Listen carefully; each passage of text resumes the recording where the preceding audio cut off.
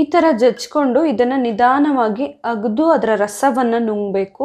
ಇದರಿಂದಾಗಿ ಕೆಮ್ಮು ಬೇಗನೆ ಕಡಿಮೆ ಆಗುತ್ತೆ. ದಿನಕ್ಕೆ ಒಂದು ಸರಿ ತೊಗೊಂಡ್ರೆ ಸಾಕಾಗುತ್ತೆ. ಸೊ ಕೆಮ್ಮಿಗೆ ಇಮ್ಮಿಡಿಯೇಟ್ಲಿ ನಾವು ಮನೆಯಲ್ಲಿ ಸಿಂಪಲ್ಲಾಗಿ ಏನು ಮನೆಮದ್ದನ್ನು ಮಾಡ್ಕೊಳ್ಬಹುದು ಅನ್ನೋದನ್ನು ಇವತ್ತಿನ ವಿಡಿಯೋದಲ್ಲಿ ಹೇಳ್ತಾ ಇದ್ದೀನಿ. ಈ ವಿಡಿಯೋನ ಮಿಸ್ ಮಾಡದೆ ಕೊನೆ ತನಕ ನೋಡಿ. ಹಾಗೆ ನೀವು ಯಾರಾದರೂ ಇನ್ನೂ ಮನೆಮದ್ದು ಯೂಟ್ಯೂಬ್ ಚಾನಲ್ನ ಸಬ್ಸ್ಕ್ರೈಬ್ ಮಾಡಿಲ್ಲ ಆದರೆ ಪ್ಲೀಸ್ ಸಬ್ಸ್ಕ್ರೈಬ್ ಮಾಡಿ, ಹಾಗೆ ಪಕ್ಕದಲ್ಲಿರುವ ಬೆಲ್ ಐಕಾನ್ನ ಕ್ಲಿಕ್ ಮಾಡಿ. ತುಂಬ ಕೆಮ್ಮಿದ್ದಾಗ ನಮಗೆ ತುಳಸಿ ಎಲೆ ತುಂಬಾ ಹೆಲ್ಪ್ ಮಾಡುತ್ತೆ ಕೆಮ್ಮು ಕಡಿಮೆ ಮಾಡ್ಕೊಳ್ಳೋದಕ್ಕೆ.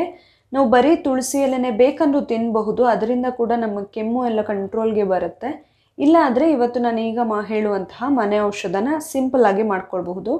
ಇದಕ್ಕೆ ನಾನು 5 ತುಳಸಿ ಎಲೆಗಳನ್ನು ತೊಗೊಂಡಿದ್ದೀನಿ. ಇದಕ್ಕೆ 2 ಎಸ್ಲು ಬೆಳ್ಳುಳ್ಳಿನ ತೊಗೊಂಡಿದ್ದೀನಿ, ಸಿಪ್ಪೆ ತೆಗೆದಿಟ್ಕೊಂಡಿದ್ದೀನಿ. ಬೆಳ್ಳುಳ್ಳಿ ಕೂಡ ಹಾಗೆ ನೀವು ಬರೀ ಉಪ್ಪು ಜೊತೆ ಬೇಕಂದರೆ ಬೆಳ್ಳುಳ್ಳಿ ಹಾಕ್ಕೊಂಡು ತಿಂದರೂ ಕೂಡ ಕೆಮ್ಮು ಕಡಿಮೆ ಆಗುತ್ತೆ, ಅಥವಾ ಬರೀ ಹಸಿ ಬೆಳ್ಳುಳ್ಳಿನ ತಿಂದರೂ ಕೂಡ ಕೆಮ್ಮು ಕಂಟ್ರೋಲ್ಗೆ ಬರುತ್ತೆ, ತಕ್ಷಣಕ್ಕೆ ಕಂಟ್ರೋಲ್ಗೆ ಬರಬೇಕಾದ್ರೆ.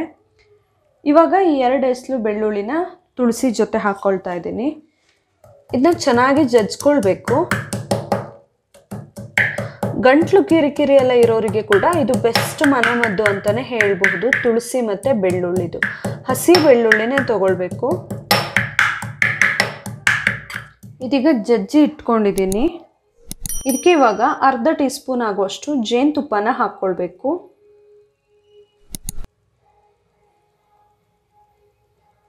ಜೇನುತುಪ್ಪ ಹಾಕಿ ಚೆನ್ನಾಗಿ ಮಿಕ್ಸ್ ಮಾಡಿಕೊಂಡು ಇದನ್ನು ನಾವು ಕನ್ಸ್ಯೂಮ್ ಮಾಡ್ಬೋದು. ಜೇನುತುಪ್ಪ ಕೂಡ ಒಣ ಕೆಮ್ಮಿದ್ರೆ ಅಥವಾ ನಮಗೇನು ಕಫ ಥರ ಆಗಿದ್ದರೆ, ಗಂಟ್ಲು ಕಿರಿಕಿರಿ ಇದ್ದರೆ ಎಲ್ಲದಕ್ಕೂ ಕೂಡ ಬೆಸ್ಟ್ ಔಷಧ ಅಂತಲೇ ಹೇಳ್ಬೋದು.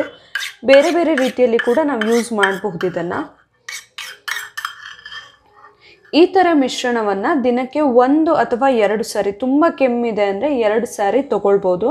ನೀವು 1 ವರ್ಷದ ಮೇಲಿನ ಮಕ್ಕಳಿಗೆ ಇದನ್ನ ಕೊಡ್ಬೋದು, ಬಟ್ 2 ರಿಂದ 3 ವರ್ಷದ ಮಕ್ಕಳಿಗೆಲ್ಲಾದರೆ ಇದರ ಅರ್ಧಾಂಶ ಕೊಟ್ಟರೆ ಸಾಕು, ಇಷ್ಟು ಬೇಡ ಆಗುತ್ತೆ. ದೊಡ್ಡವರಿಗಾದರೆ ಇದು ಫುಲ್ ತೊಗೊಳ್ಬಹುದು, ದಿನಕ್ಕೆ 1 ಅಥವಾ 2 ಸಾರಿ. ಕೆಮ್ಮು ಕಡಿಮೆ ಮಾಡ್ಕೊಳ್ಳೋದಕ್ಕೆ ವೀಳ್ಯದೆಲೆ ಕೂಡ ಒಂದು ತುಂಬ ಬೆಸ್ಟ್ ಮೆಡಿಸಿನ್ ಅಂತ ಹೇಳ್ಬೋದು. ನಾನಿಲ್ಲಿ ಅರ್ಧ ವೀಳ್ಯದೆಲೆನ ತೊಗೊಂಡಿದ್ದೀನಿ.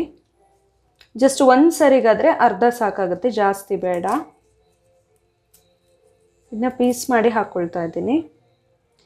ಇವಾಗ ಇದಕ್ಕೆ 5 ತುಳಸಿ ಎಲೆಗಳನ್ನು ಕೂಡ ತಗೊಳ್ತಾ ಇದ್ದೀನಿ. ತುಳಸಿ ಮತ್ತು ವೀಳ್ಯದೆಲೆ 2 ಬೆಸ್ಟ್ ಕಾಂಬಿನೇಷನ್ ಆ್ಯಕ್ಚುಲಿ ಕೆಮ್ಮು ಎಲ್ಲ ಇದ್ದಾಗ.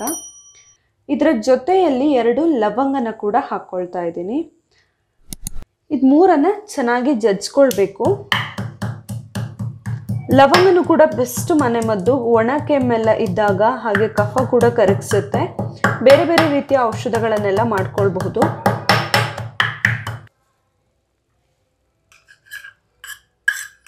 ಈ ಥರ ಜಜ್ಕೊಂಡು ಇದನ್ನು ನಿಧಾನವಾಗಿ ಅಗೆದು ಅದರ ರಸವನ್ನು ನುಂಗಬೇಕು. ಇದರಿಂದಾಗಿ ಕೆಮ್ಮು ಬೇಗನೆ ಕಡಿಮೆ ಆಗುತ್ತೆ. ದಿನಕ್ಕೆ 1 ಸರಿ ತೊಗೊಂಡ್ರೆ ಸಾಕಾಗುತ್ತೆ. ತುಂಬ ಕೆಮ್ಮಿದ್ದಾಗ ತಕ್ಷಣಕ್ಕೆ ಕೆಮ್ಮು ಕಡಿಮೆ ಆಗಬೇಕಂತ ಹೇಳಿದರೆ ಸಿಂಪಲ್ಲಾಗಿ ನಾವು ಈ ಥರ ಮನೆಮದ್ದುಗಳನ್ನು ರೆಡಿ ಮಾಡ್ಕೊಳ್ಬಹುದು. ಇವತ್ತಿನ ಈ ವಿಡಿಯೋ ನಿಮಗೆ ಇಷ್ಟ ಆಗಿದ್ದರೆ ಮನೆಮದ್ದು ಯೂಟ್ಯೂಬ್ ಚಾನಲ್ನ ಸಬ್ಸ್ಕ್ರೈಬ್ ಮಾಡಿ, ಹಾಗೆ ಈ ವಿಡಿಯೋನ ಲೈಕ್ ಮಾಡಿ, ಹಾಗೆ ಶೇರ್ ಮಾಡಿ. Thank you.